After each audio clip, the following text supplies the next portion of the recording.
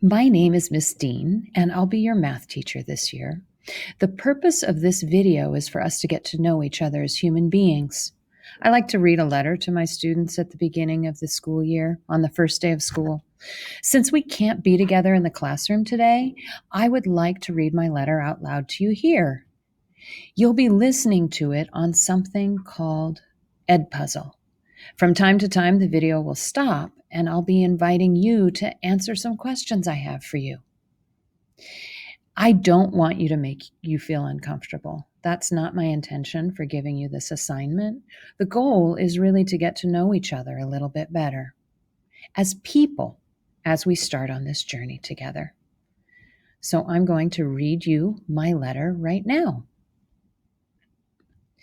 Dear wonderful human being, I'm so looking forward to getting to know you this year. This is my 25th year teaching, and I love my job as much as ever, even though it has been a huge adjustment to learn to teach remotely. Hang on, my dear students. This year is going to be an incredible journey together. In my life, what matters most to me are my family and friends. I have a husband, Bill, and a son, Casper, 24, and a daughter, Naomi, 21. When we are together, we are almost always laughing a lot. With my friends, I ride bikes, paddle our canoe, have long talks, and work together to solve all kinds of problems. I love learning new things, and recently went back to school to continue learning about teaching math so that everyone can feel mathematically powerful. I also love food, and I love drinking coffee as soon as I get up in the morning. My most memorable moment of the summer happened on a long bike trip.